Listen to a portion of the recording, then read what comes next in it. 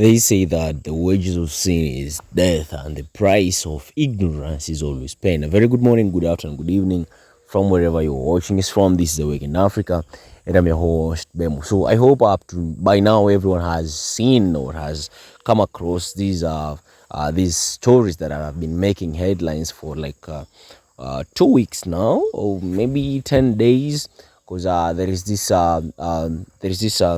Venezuelan man who was captured. Actually, he was a delivery guy, but then he was captured by these ICE. He was captured by these ICE officers at Detroit Bridge, and he was detained, and then he was illegally deported to El Salvador, a high maximum prison in El Salvador. And then another story is about this woman who came to America after winning a lottery, and then she was just trying to live her life, but she didn't have the papers. And then she got married to an American citizen. They even got a baby together. So now she had been married to an American citizen. So she was eligible to apply for the green card and become an American citizen by registration. But then when she was called, actually she was given the wrong call, and then she went to to the offices to get her papers. And when she got there, she got detained too, and she got deported to Cuba. So it's really crazy to hear or listen to these stories of these Latinx people in the United States getting they're getting deported, they're getting arrested by these ICE ICE of officers. So I think I think maybe they deserve it, because you have seen these videos of them dancing and singing that you're going to vote for Donald Trump. But I don't want to talk much about this. Let me just let you watch a couple of clips here. One is from Tabitha Speaks Politics. Credits to her, by the way. You can follow her on her socials. She made a very powerful analysis to these stories, and another creator also on TikTok, she was talking about it. So guys, let us jump straight to these videos, and I'll be back with further analysis. But before that, kindly make sure that you subscribe this channel, make sure that you turn on post notifications, like this video, leave a comment, because I like us to have the conversation going on. Right about now, let's jump straight to the videos, and I'll be back with much more commentary.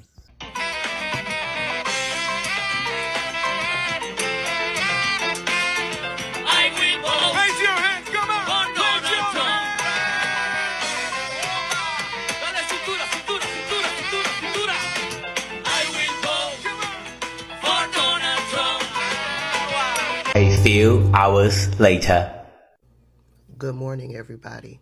Happy Saturday. And if I sound more congested today than I did yesterday, your ears do not deceive you.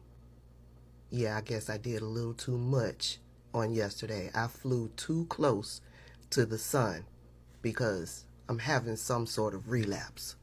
Anywho, if you've come across this video and are not subscribed to the channel, please hit that subscribe button. If you've come across this video out there on social media, please make sure you're following me on all of my social media pages. You can find me on TikTok, you can find me on Instagram, you can find me on Blue Sky, on Skylight, and on Threads, and of course, you can find me over at the home base on YouTube.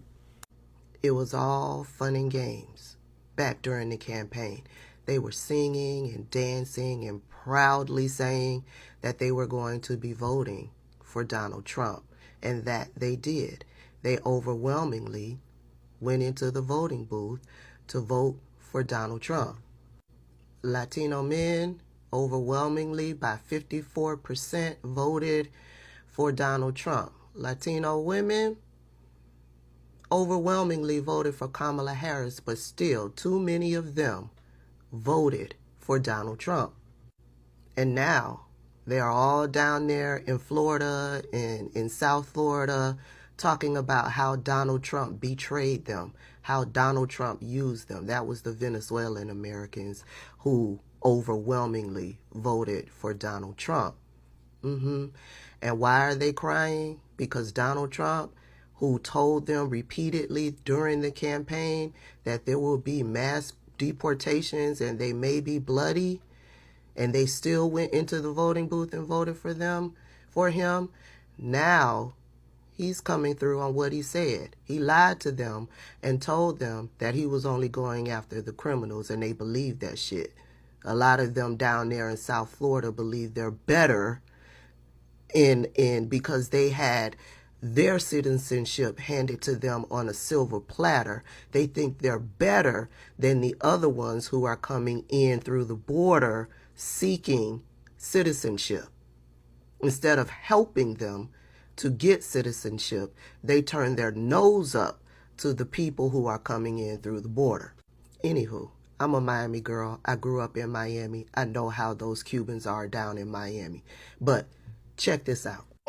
A man in Tampa is desperately trying to get his wife back to the United States after she and dozens of other Cubans were deported. He says he was in the process of getting a green card, but when she went to an ICE check-in on Tuesday, they detained her. As he told 10 Tampa Bay's Chris Hurst through a translator, he worries they will not be reunited anytime soon. The last time I spoke with her was this morning, and then this afternoon I spoke with her, and she is in Cuba at her mother's house. Carlos Valle came from Cuba more than a decade ago after his family won a lottery. We were escaping misery and hunger and all the problems that are there. It was a lot worse for Haiti because she was suffering a lot more. Carlos says Haiti to Haita's road was tougher. Arriving at the U.S.-Mexico border in 2020, she waited in Mexico while her entry application was reviewed. It seems that Cuba and the United States didn't have a relationship, so they were not taking in prisoners. So then they decide to let her into the United States. But she came here under a Form I-220 order of supervision, meaning she could be deported at any time. She has been doing a lot to, do good here. She studied for the CNA exam, and she works caring for elderly people. Carlos became a U.S. citizen before they met. In 2023, she applied for a green card because she was now married to a citizen. But she got a call Monday saying to come into the Tampa office the next day. A lot of people even told me not to go to the appointment because they would leave her detained. But because we want to do the things right, the way that we're supposed to, we went. She was taken into custody. Yesterday, she was sent back to Havana on a plane with other Cubans with the same status. I agree that they are deporting people that are criminals, but why are you targeting innocent people? Why are you targeting people, family people that are just working hard? But he says he's determined to keep fighting for that green card and for his family.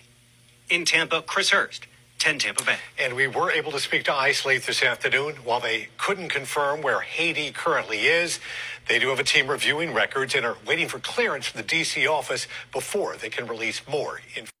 I know where Haiti is. Haiti is in Cuba.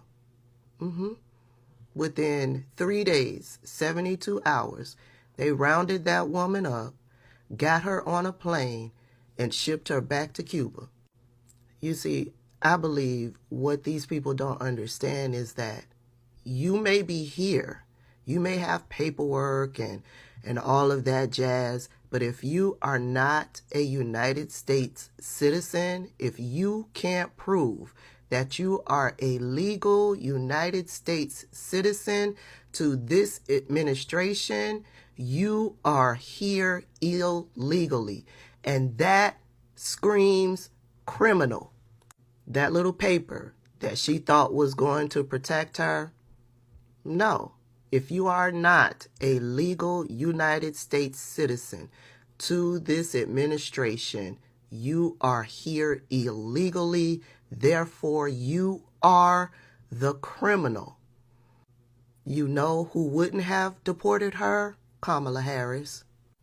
You can read her entire story in this article over at the Miami Herald. She came in one way, and the way that she came in, she was put back out because she didn't come in correctly. And so all of these immigrants were waiting in this border town in Mexico, down at the southern border. They were waiting to be called, their number to be called for a hearing or whatever. She got tired of waiting, and she got into the United States a different way and was given that form that they spoke of in the news report, right? But because she didn't wait in that area which was designated for them to wait for their number to be called to go to this hearing, her number got called. She didn't show up to the hearing, and so she ended up in the system some kind of way. See, all the while Joe Biden was in office, she was safe. She was living the American dream because he wasn't looking to go after people who had this particular paperwork that she was able to obtain by going in through another port of entry. Okay? But that's not flying with this administration. No. You are still in the system as not showing up for that hearing. Even though you got this little paper, you are still here illegally. And so this is what happens. This is what happens when you don't thoroughly educate yourself and recognize that elections have consequences. Now, I feel sorry for the baby because they got a baby, and the baby was still breastfeeding when they scooped her up.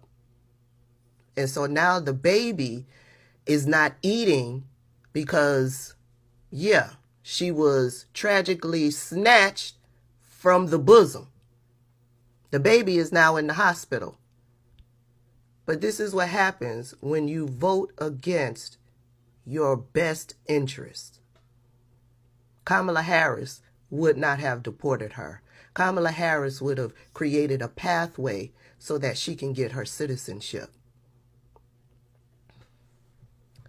Yeah, where's my little dance?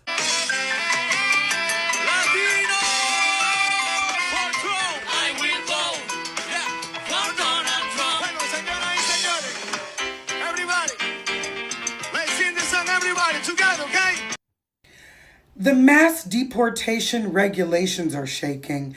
Currently in America, Trump is working alongside ICE to remove all the Latin and Latinx people out of America back to their countries of origin, even if some of those people actually have been American citizens for over 20 years.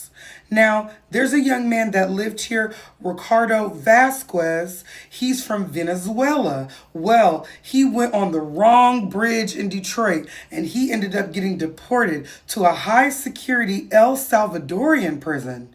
There's a lot to this story. Let's talk about it. It's been a huge news story the past couple of weeks that there was a list of El Salvadorian gang members, allegedly, that Trump deported and had sent back to a high security prison in El Salvador. One of the people that got deported actually was an American citizen, and Trump asked for that man back. Well, the El Salvadorian president said no. He said, no, sorry, I don't care if he's one of yours. You can't have him back. Going with the rhetoric that other countries are going on right now, very anti-American, and it's like global. So he had to stick it to Trump and say, I don't care if he was one of yours and you want him back. I said no. And that's kind of what it's giving. Well, these people, these El Salvadorian prisoners, they have been identified as MS-13. They've been identified by their tattoos. Now, I know you're wondering, how can Trump have all these people just moved out without thoroughly going through the proper documentation? Well, he ignited a law called the Aliens Enemies Act. It's a century-old act. We're going to get into the description in a minute, but he was able to deport in one day 137 people. 101 are deported under the regular immigration procedures, and then 23 Salvadorian men were deported with alleged ties to gangs, the MS-13. Now, there are some regulations that the government tried to put into place, but Trump went after the deadline that he had to have the paperwork in, and basically they just did a half butt job. They just sent in whatever after the deadline, like, yeah, these are the people we deported and these are the reasons why. The people were already gone by the time they were supposed to look deeply into these regulations anyway. This is Trump picture with the El Salvadorian president, and he's not playing. This is April 14th, just a week or so ago, when he looked in Trump's face in that press conference and told him, no, I'm not giving back that father, husband, man of the house to those people. I don't care. He ain't going back. And y'all have to understand, these people are disappearing. Like they said that it seems as though they're going into a black hole. One day they're home and then they're just gone. And the regulations that the government was trying to put in place, why they were asking for that paperwork, because they said that that can create an authoritarian nation where they could just pick up anybody and do anything. And that's what's happening, because there's nothing that the average American can really do about what's going on in this regime right now anyway. And that sentiment causes people like Ricardo Vasquez to have to suffer. He was in Detroit and he was working for a food delivery service like a DoorDash, Uber Eats situation. Well, he had a delivery of McDonald's and he ended up going on the Ambassador's Bridge. The Ambassador's Bridge is a bridge that connects Detroit, Michigan to Windsor, Canada. Now, people from Detroit are able to go to Windsor anytime they want with a passport.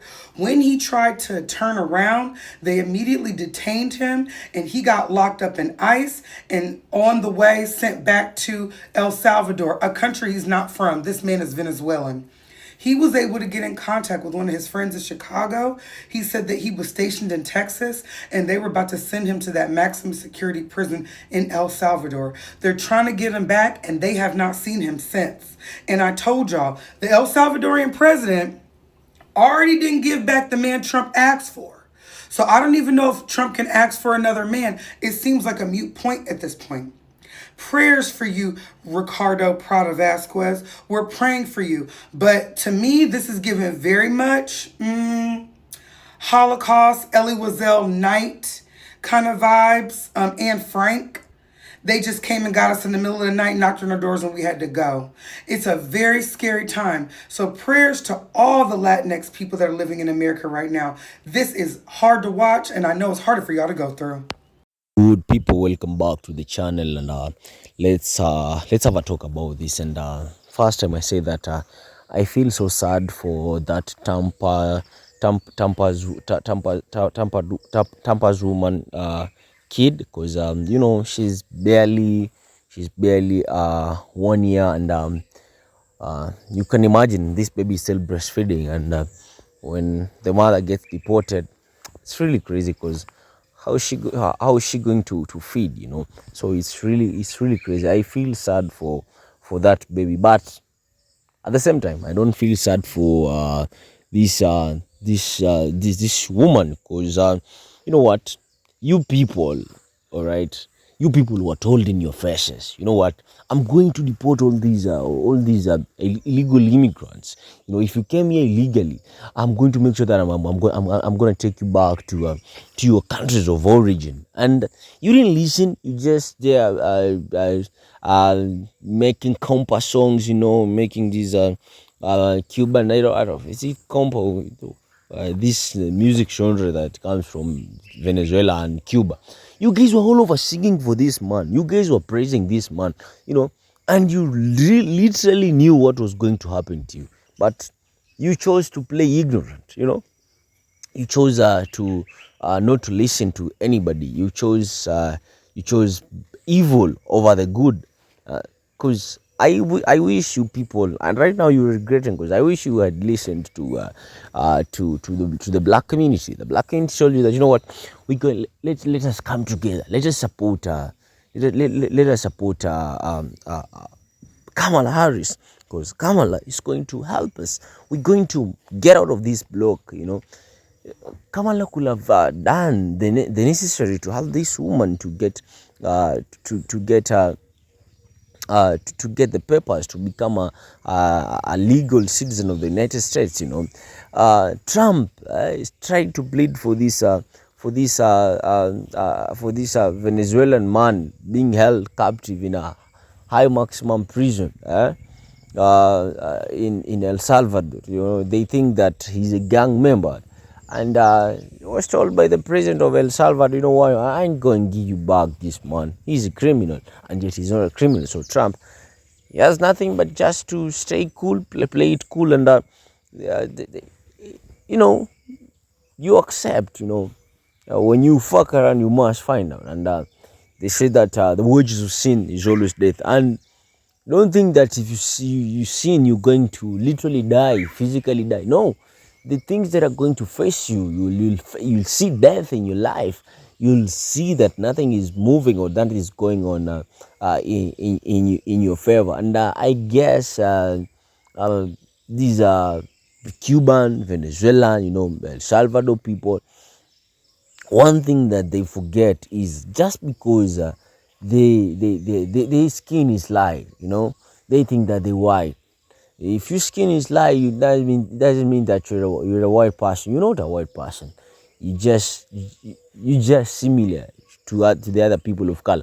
You're a brownie. You're a brownie. Stop comparing yourself to the white people, and it's really crazy. It's really crazy, and I really feel sad for this man whose wife was taken out of America, and he was left with the baby. Now the baby's at the hospital, allegedly.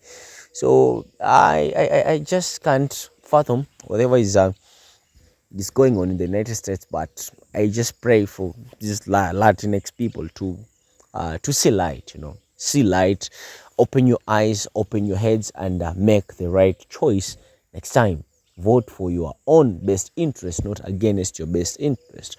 I don't know what you think about this video, but most definitely I'll ask you to tell me in the comments. Don't forget to leave a reply, like this video so it can be suggested to as many people as possible. Don't forget also to share this video with your brothers and sisters, and last but not least, turn on post notifications so that every time I post a new video, you'll be the first person to get notified about it. And guys, kindly subscribe to this channel because I have goodies for you. It's Awaken Africa. I've been your host, Bemu. I hope to see you in my next video. Peace out.